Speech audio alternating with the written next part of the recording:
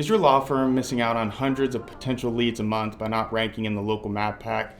If so, I'm going to walk you through the essential steps to get your law firm ranking number one. We're going to cover Google Business Profile, local citations, and how to optimize your site for the best chance of visibility. Let's jump in. Hi, my name is Cooper Saunders, and I'm the owner and founder of Wise Guys Digital Marketing, four-time national best-selling author, and I've helped hundreds of law firms rank number one organically in the local map pack.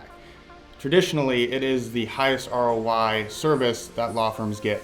On average, they'll invest $2,000 or $3,000 and see multiple 60, 70, 80,000. So that's why I wanted to make this video, because it's so important for you to achieve that number one spot. Once you do, you'll see your business grow. So what does Google look at when ranking businesses in the local map pack? Well, the first thing is your location. Okay, so if you're in Tulsa and you search law firms near me or law firms Tulsa, if a business or a law firm in Denver pops up, you're not going to be satisfied. So that's kind of the first thing that Google looks at. And that's not necessarily something you can do to ensure that you're going to pop up, but it is something that Google looks at just to ensure the user experience is flawless.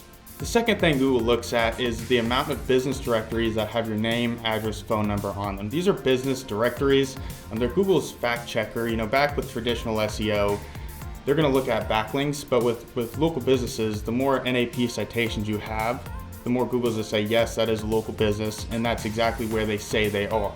If they're just using backlinks, that doesn't necessarily help confirm that's where their local business is. So NAP citations, you want around 150, 160 for your law firm. That's going to give you a competitive advantage over the law firms that might only have 20 or 30, which is the average we see whenever we first start working with law firms in any market. Now, the third ranking factor that Google looks at is the Google Business Profile. Now, whenever you Google and business pop up, what you're seeing is the Google Business Profile. So if you don't have one of these, you're basically not going to rank at all. So it is the most essential thing you need to get set up. Now, to rank, you need to ensure that your name, your address, phone number, and everything's consistent on your Google Business Profile. If not, Google is going to see that as inconsistent, and they're not going to rank your law firm at all, especially in a competitive market.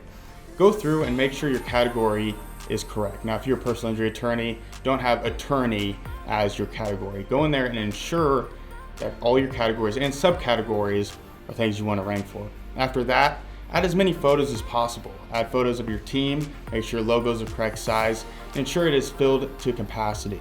You'll go through and add service descriptions, add anything that you want to rank for.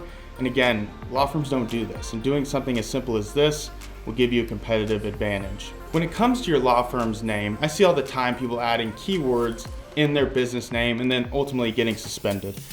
Now, it is very helpful to have your main business category. So if it is ABC Personal Injury Lawyers, Kansas City, that's okay. But if that's not your actual law firm's name, again, you're gonna have a big chance of getting suspended. So to get around this, I suggest setting up a DBA. When you get this set up and Google comes to you and says, hey, is this actually your law firm's name? Instead of getting suspended, you can provide this information and you can have a guarantee that you're not gonna get suspended and lose 2 weeks, 3 weeks of valuable space on the local map pack. The other major ranking factor, which is kind of a team effort, is online reviews. When you're looking at online reviews, we'll have law firms send out the link to 100 people. They'll get 60 reviews in one day and never worry about it again. That's not what Google wants to see. Google wants to see, one review a week, 2 reviews a week. You want to keep it consistent. Another question I get a lot about reviews is, hey, who should I send this review link to? Does it have to be a customer? Does it have to be someone I've represented? The short answer is no. You can send it to anyone you've given advice to, friends and family. All you want to ensure is you're getting as many reviews as possible. That also not only helps online rankings, but it helps people make buying decisions. We've become such a review-based society.